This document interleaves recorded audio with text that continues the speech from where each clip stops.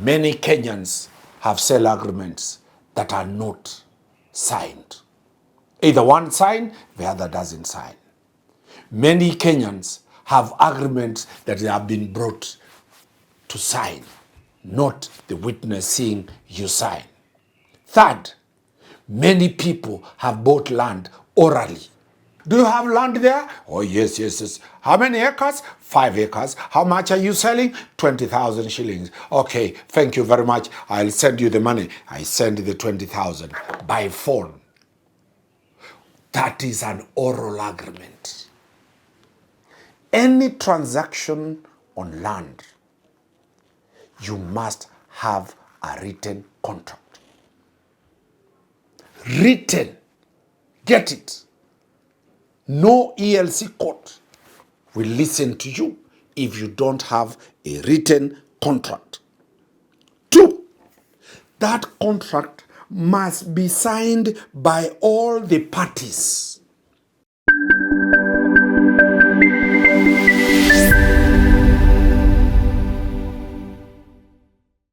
Welcome to the 3rd episode, where we are looking at the Land Act, Cap number 280 of the laws of Kenya. We decided to give you a chronology on land because land is emotive. Land is everything. Land, mugunda, wa, shamba. Today we are looking at buying of land, contracts of land. That is found in section 38 of the Land Act. What are the instruments that you use to buy land? Do you have a sale agreement? Do you have a contract? Have you written anything? Is your contract on WhatsApp? Is your contract on phone? You call somebody and say, hello Cyrus, I want to buy your land. Cyrus says, how much? 10,000. Okay, pay. You send me by M-Pesa and you send the 10,000 shillings. Is that a contract for sale of land? Or by WhatsApp? Or by text? Can an email form a contract for sale of land? Those are answered when we start in this episode, the 3rd episode, that is section 38 of the Land Act. It is part 4. Part 5, administration and management of private land. Your land is private. 38, validity of contracts in sale of land. Other than as provided by this Act, or by any other written law, no suit shall be brought upon a contract for the disposition of an interest in land. A, the contract upon which the suit is founded is in writing. 2, is signed by all the parties thereto. 3, the signature of each party signing has been attested to by a witness who was present when the contract was signed by such party. Very critical issues. You can never go to court, the Environment and Land Court, to file a case if you do not have a written contract. Section 38 is very, very clear. Any transaction on land, you must have a written contract. Written. Get it. No ELC court will listen to you if you don't have a written contract. 2, that contract must be signed by all the parties. Very many of you, you only, the seller tells you sign the contract. He does not sign. You go to court and your contract is not signed by the seller. You are the seller. You want to sell land to Cyrus. Cyrus has not signed that contract. You, the seller, has signed. Cyrus is not bound by that contract. So the contract must be signed by the seller and the buyer. Mark my words. A contract not signed by two, that's not a contract. It must be signed, if it is by a company, the person authorized by the company, the CEO, the company secretary, or the person authorized by the company to sign. If that contract is not signed by the two, that is a paper. That is a tissue paper. Number 3, the signature of each party signing must be attested to. So the signing must be attested to. Attested means witnessed. As the buyer is signing and the seller is signing, somebody must witness them signing. And it says, by a witness who was present when the contract was signed by such party. By witnesses. The witnesses are seated there. For example, Cyrus is seated here, is the seller. Vivian is seated here. She's the buyer. I am the advocate. There must be witness seated there to see Cyrus sign and Vivian sign. It must be witnessed. Who can witness a sale agreement? Somebody who is not drunk. Somebody who is of sound mind. If you bring a witness who is mad, of unsound mind, that's not a witness. A witness competent and who understands what the role of a witness is. So that is the third element. So the signing, 2, can one sign in his office, send you, you sign and send back? That is nothing. That is hot air. Very many of us, we sign a sale agreement, I send it to you, you go sign. The law is very, very, very strict on that. You must sign a sale agreement of land in front of an advocate and a witness, in the presence. So any agreement of land that you have been sent to the diaspora, you sign, you must go to the notary public to sign in front of a notary public. Any sale agreement that is brought by a clerk, a waiter, a friend, una sign, that does not agree with section 38 of the contract. It says, subsections shall not apply, exceptions where this law does not apply, if the contract is made in the course of a public auction. If you bought land in a public auction, that requirement is not required. 2, B, the creation or operation of a resulting implied in a constructive trust. That one, it is not required.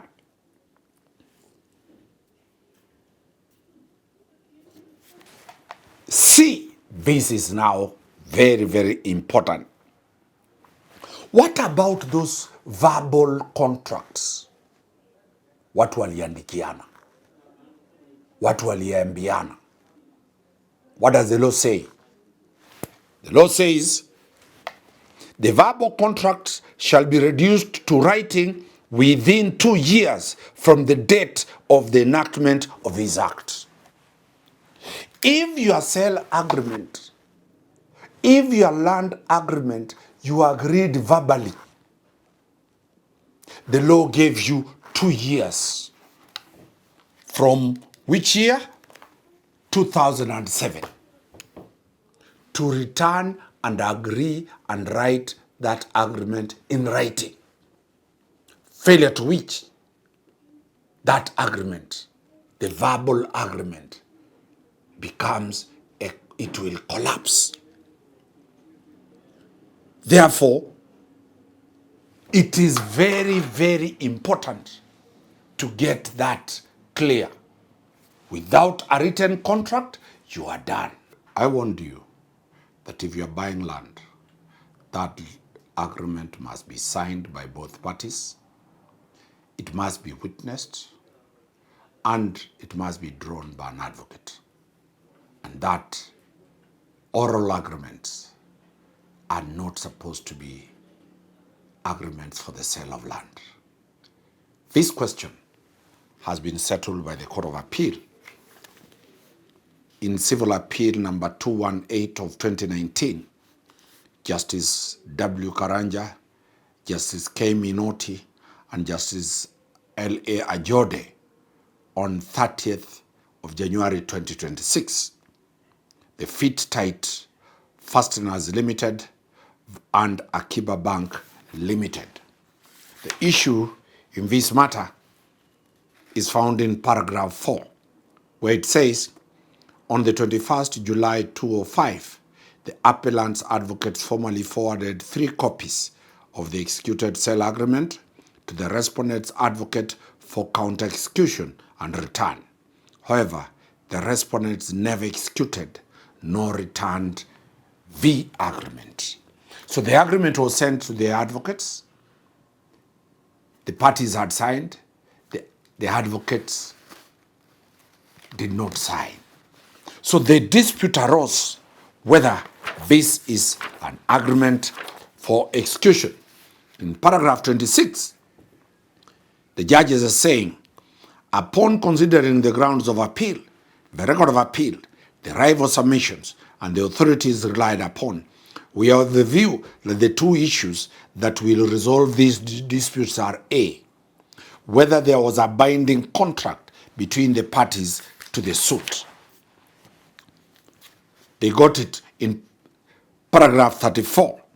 They say, on the requirement of the section, this court stated in Jacob Wekesa Bokoko Balongo versus Kincho Loko Adeya that under the applicable section 3 of the Law of Contract Act, no suit can be maintained for disposition of an interest in land unless the contract is in writing and executed by both parties.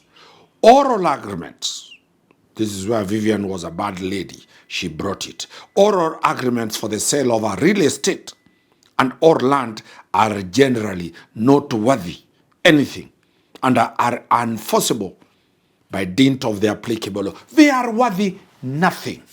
These are the judges saying. In paragraph 36, they said, we therefore find that there was no binding contract between the appellant and the respondent. This is the Court of Appeal. Let us go to the High Court.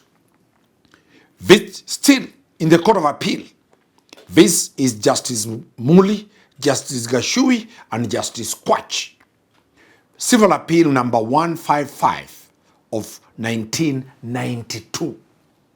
Kukal Properties Development versus Tafazal Malo, Sakina Malo, and Veral Pobundewal and Latifa Popundewal, the respondents. This was a judgment dated 30th April 1992. What are the issues here?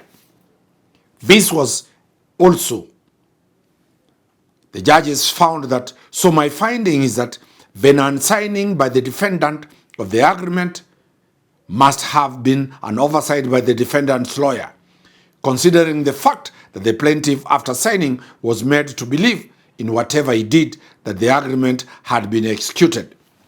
The judges dismissed this, and these were the final orders where they said that an agreement that is not signed on a side and an oral agreement is no agreement. The last authority Vivian went looking for is found in the Environment and Land Court at Thika. This is Justice J.A. Mogeni on March 11, 2026. This is between Samuel Njiraini Ngabia versus Andrew Kigathi Washuri, Director of Surveys at Stanley Paul Mbugwa. What were the issues here?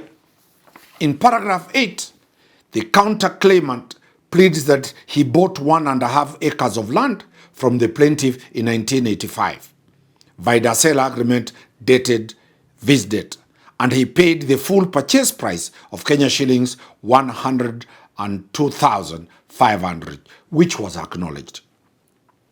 He took over the possession of the land. So, the sale agreement was duly signed. What did the judge find?